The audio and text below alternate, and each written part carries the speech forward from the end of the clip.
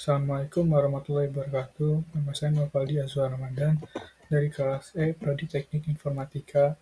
NIM-nya 1122091000088 yang akan meresume dan review skripsi UTS Bahasa Indonesia.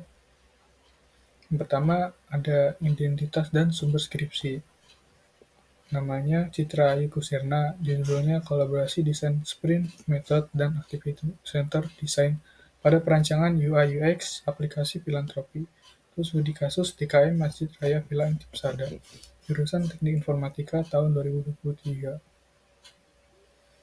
Sistematika penulisan skripsi sesuai dengan keputusan Rektor UIN Syarif Hidayatullah Jakarta nomor 507 tahun 2017 tentang pedoman penulisan karya ilmiah, skripsi, tesis, dan disertasi UIN Syarif Hidayatullah Jakarta.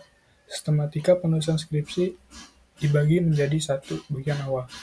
Bagian depan berisi tampilan penanggung jawaban administrasi penulisan penuntun yang mengantarkan pembaca untuk dapat memahami isi skripsi. Bagian ini meliputi A. Halaman sampul atau cover yang berlogo UIN Jakarta, B. Halaman judul yang berlogo UIN Jakarta, C. Surat pernyataan keaslian skripsi, D. Lembar persetujuan atau pengesahan, E. Persetujuan pembimbing, F.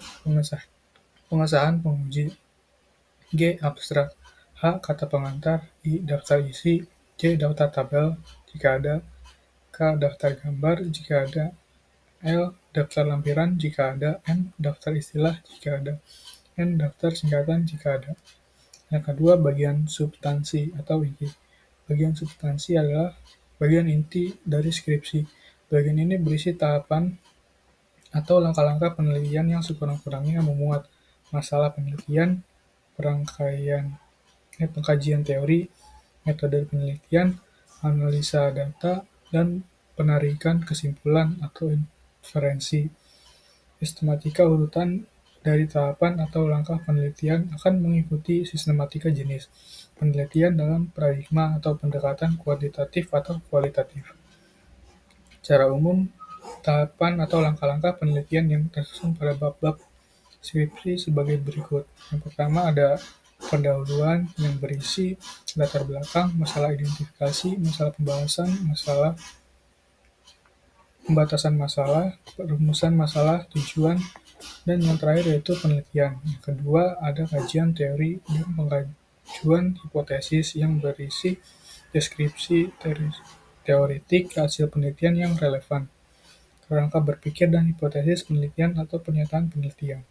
Yang ketiga ada metodologi penelitian yang berisi tempat dan waktu penelitian, metode dan desain penelitian, populasi dan sampel, dari pengumpulan data, teknik analisis data, dan hipotesis statistik. Yang keempat ada hasil penelitian dan pembahasan yang berisi menjelaskan deskripsi data, pengujian hipotesis, pembahasan hasil penelitian, dan keterbatasan penelitian. Yang kelima ada kesimpulan dan saran yang berisi kesimpulan, implikasi, dan saran. Yang ketiga, bagian akhir. Bagian akhir dari skripsi memuat pertanggungjawaban atas bukti-bukti teoritis atau konsep-konsep serta bukti-bukti proses penelitian yang telah dilakukan peneliti. Bagian ini meliputi yang pertama ada daftar pustaka, kedua lampiran yang meliputi instrumen seperti tes, angket, skala, pedoman wawancara, dan pedoman observasi. B. Ada hasil validasi instrumen, C. Data mentah, D. Transkripsi wawancara, kalau penelitiannya kuantitatif, yang E. Hasil analisis deskriptif atau temuan penelitian.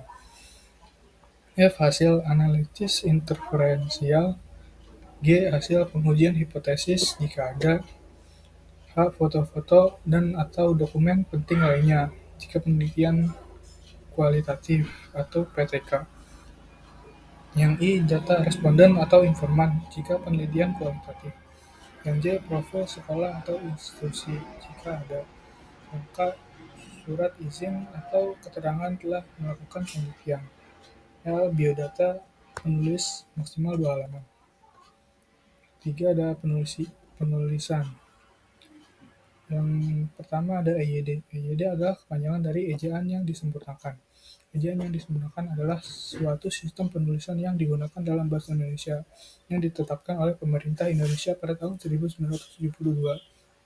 EYD bertujuan untuk menyempurnakan dan memperjelas tata cara penulisan dan penggunaan bahasa Indonesia yang benar dan baku. Pada penelitian ini, saya tidak dapat menemukan penggunaan EYD yang kurang tepat.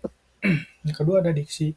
Diksi adalah pilihan kata atau istilah yang digunakan oleh seorang dalam berbicara atau menulis. Dalam bahasa Indonesia, diksi mengacu pada pemilihan kata atau frase yang tepat, waktu yang tepat, dan tempat yang tepat dapat dalam berkomunikasi. Pilihan kata yang tepat dan waktu yang tepat dapat meningkatkan pemahaman dan daya tarik dari suatu tulisan atau pidato. Sementara pilihan kata yang kurang tepat atau tidak tepat dapat menyebabkan kebingungan atau pemahaman. Oleh karena itu, pemilihan diksi yang tepat sangat penting dalam menghasilkan komunikasi yang efektif dan efisien. Dalam skripsi ini, saya tidak dapat menemukan penulisan kalimat yang kurang tepat. Yang C, kata serapan. Kata serapan adalah kata yang berasal dari bahasa asing dan kemudian diadopsi dan digunakan dalam bahasa Indonesia. Kata serapan biasanya berasal dari bahasa-bahasa asing seperti bahasa Inggris, bahasa Arab, bahasa Sanskerta, bahasa Belanda, bahasa Jepang, dan bahasa-bahasa lainnya. Contoh kata serapan pada skripsi ini terdapat pada bab 1 halaman 1, yaitu aplikasi, fungsi, mobile, dan digital. Yang D ada transliterasi.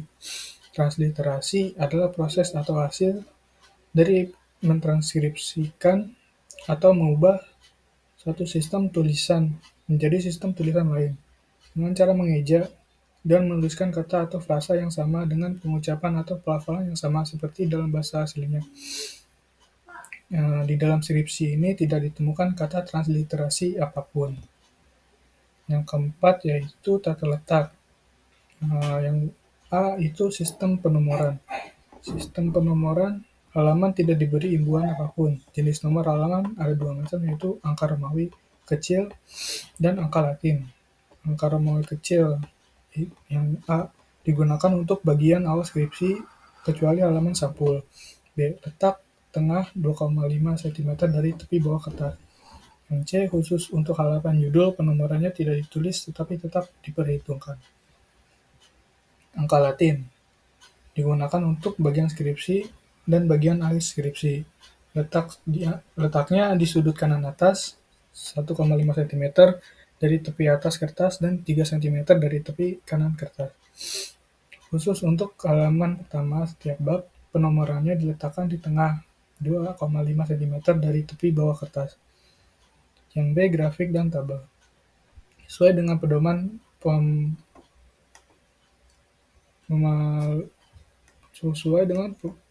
pemaluan skripsi program studi teknik informatika Fakultas Sains dan Teknologi Universitas Islam Negeri Syarif Hidayatullah Jakarta tahun 2015, serta keputusan Rektor UIN Syarif Hidayatullah Jakarta nomor 507 tahun 2017 tentang pedoman penulisan karya ilmiah atau skripsi, tesis, dan diserta. UIN Syarif Hidayatullah Jakarta, tata letak grafik dan tabel sebagai berikut. Yang pertama, gambar, grafik, dan diagram diberi nama. Kedua, penulisan nama tabel, gambar, dan lainnya menggunakan huruf besar di awal kata. Ketiga, tabel dan gambar ditempatkan di antara bagian teks yang paling banyak membahasnya. Yang keempat, tabel dan gambar lalu simetris di tengah. Kelima, nomor tabel dan gambar harus menyertakan nomor bab tabel dan gambar tersebut berada. Yang keenam, kata-kata, daftar ilustrasi, dan atau daftar tabel ditulis dengan huruf kapital. Diletakkan di tengah bagian atas dengan 3 ketukan ke bawah. Yang C, antar bab dan subbab. Sesuai dengan keputusan Rektor UIN Syarif Hidayatullah Jakarta nomor 507 tahun 2017 tentang pedoman penulisan karya ilmiah atau skripsi, tesis, dan disertasi. UIN Syarif Hidayatullah Jakarta halaman 23 menjelaskan tentang tata letak antara bab dan subbab. Nomor pada bab ditulis dengan angka Romawi besar seperti bab 1, bab 2, bab 3, dan seterusnya. Letakkan di tengah atas judul bab untuk karya ilmiah yang menggunakan huruf Latin. Pedoman selanjutnya yaitu nomor subbab, subbab, dan seterusnya digunakan. Sesuai dengan ketentuan yang di atas, deskripsi ini dirasa belum memenuhi syarat karena penomoran subbab, subsubbab, dan seterusnya tidak mengombinasikan huruf Latin dengan angka. Yang kelima, metode dan teori. Pada skripsi ini, peneliti memperoleh data melalui studi literatur sejenis kuesioner dengan User Experience Questionnaire atau UEQ, dan wawancara 27 pengurus DKM Masjid Raya Villa Inti Pesada sebagai populasi 24 orang sampel. Metode yang digunakan untuk pengembangan UI/UX aplikasi radar zakat adalah Design Sprint Method, sedangkan metode yang digunakan pada fase prototyping hingga evaluation pada design sprint adalah Activity Center Design atau ACD. Tahap evaluation meliputi dua bagian, yakni evaluasi dengan UEQ terhadap rancangan aplikasi filantropi yang telah dibuat, kemudian usability evaluation menggunakan cognitive walkthrough. Yang keenam, kutipan dan daftar pustaka. Sesuai dengan keputusan Rektor UIN Syarif Hidayatullah Jakarta Nomor 507 Tahun 2017 tentang pedoman penulisan karya ilmiah atau skripsi, tesis, dan disertasi, UIN Syarif Hidayatullah Jakarta, penulisan kutipan dan daftar pustaka pada skripsi ini dirasa sudah memenuhi syarat. Tapi sesuai dengan syarat review ini, beberapa referensi dapat dikatakan sudah melewati batas waktu 10 tahun terakhir sejak pembuatan skripsi dokumen referensi. Yang dimaksud yaitu ini Borun J.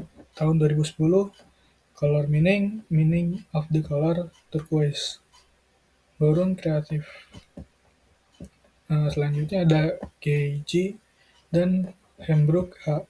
tahun 2004, Activity Center Design, an Ecological Approach to Designing Smart Tools and Usable System. IEEE Explore. Selanjutnya ada Norman D.A. tahun 2005, Human Centered Design Consider Harmful Interaction 12/4/14-19. Sekian dari saya, kurang lebihnya mohon maaf. Wassalamualaikum warahmatullahi wabarakatuh.